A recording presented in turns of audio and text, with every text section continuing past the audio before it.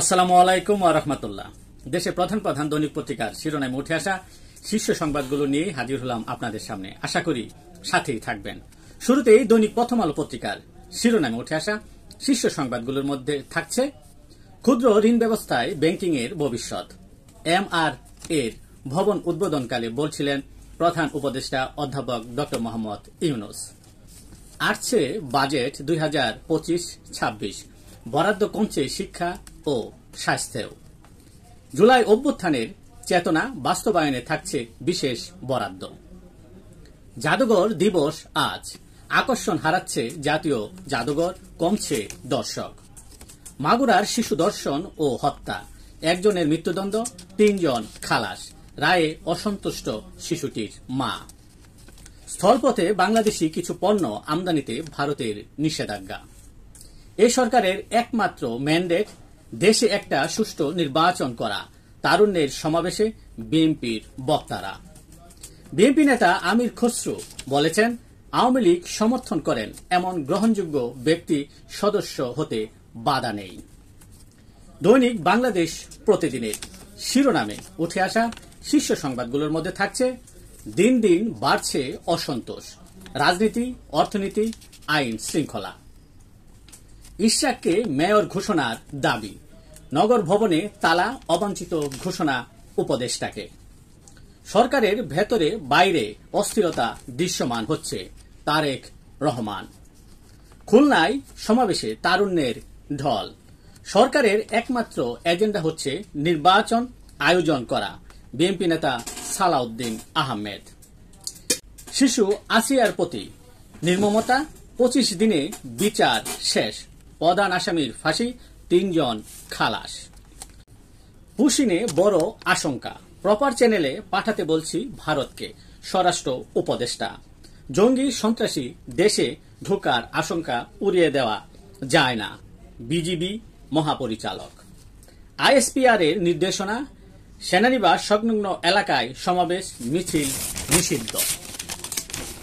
কলম বিরতিতে স্থবির এনবিআর এর সব অফিস। তলানিতে শেয়ার বাজার, ক্ষুদ্র ঋণ ব্যাংক স্থাপনে গুরুত্ব আরোপ প্রধান উপদেষ্টার। দৈনিক ইত্তেফাক পত্রিকার শিরোনামে উঠে আসা শীর্ষ সংবাদগুলোর মধ্যে রয়েছে এনজিও ভাবনা থেকে বেরিয়ে ক্ষুদ্র ঋণকে ব্যাংকিং এর ধারণ গ্রহণ করতে হবে। এমআর এর ভবন উদ্বোধনে প্রধান উপদেষ্টা। সরকারের ভেতরে বাইরে অস্থিরতা দৃশ্যমান, তারেক রহমান। তিনি আরো বলেন, করিডোর দেওয়া না দেওয়া সিদ্ধান্ত নেবে নির্বাচিত সরকার। নগর ভবনে ঝুলল 65 তালা, আসিফকে অবাঞ্ছিত ঘোষণা। তৈরি পোশাক সহ বেশ কিছু পণ্য স্থলবন্দর দিয়ে ভারতে প্রবেশে নিষেধাজ্ঞা। শিশু আসিয়া ধর্ষণ ও হত্যা মামলা, হিটু শেখের মৃত্যুদণ্ড, 3 আসামি খালাস, মায়ের অসন্তোষ। নিরাপত্তা উপদেষ্টা, করিডোরের নামে দেশে যুদ্ধক্ষেত্র বানাতে চায় বিএনপি নেতা সালাউদ্দিন। তিনি আরো বলেন, সরকারে এনসিপি মার্কা 2 জনকে পদত্যাগ করতে বলুন। দৈনিক কালের কণ্ঠ পত্রিকার শিরোনামে উঠে আসা শীর্ষ সংবাদগুলোর মধ্যে থাকছে ক্ষুদ্র ঋণী ব্যাংকিং এর ভবিষ্যৎ, প্রধান উপদেষ্টা। রাক্ষসে ব্যাংক পরিচালকরা অধরা, নামে বেনামে টাকা লোপাট। রাজস্ব খাতে অচল অবস্থা কাটছে না, এনবিআর এ কর্মবিরতি। ঢাকা সেনানিবাসের চারপাশে মিছিল, সভা সমাবেশ নিষিদ্ধ, আইএসপিআর। চট্টগ্রাম, রাজশাহী ও বরিশালে সীমাহীন হয়রানি, বিআরটিএ ঘুষের হাট। মেয়র পদে আদালতের রায় দ্রুত বাস্তবায়নের দাবি ইশরাক হোসেনের।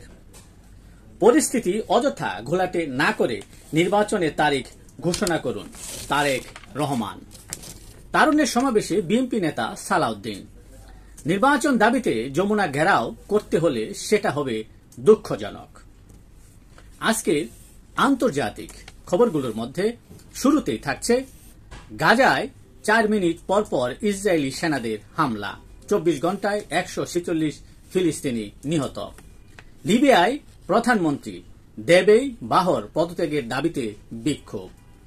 নির্দিষ্ট চুক্তিতে পৌঁছানো গেলেই জেলেনস্কির সঙ্গে বৈঠক বলে জানিয়েছেন ভ্লাদিমির পুতিন। ট্রাম্প শান্তির কথা বলেন, আবার হুমকিও দেন ইরানের প্রেসিডেন্ট পেজেশকিয়ান।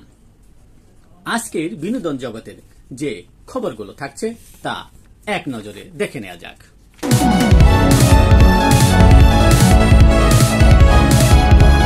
এই ছিল দেশের প্রধান প্রধান দৈনিক পত্রিকার শিরোনামে উঠে আসা শীর্ষ সংবাদ, যা নিয়ে এতক্ষণ আপনাদের মাঝে উপস্থিত ছিলাম। আশা করি আপনাদের ভালোই লেগেছে।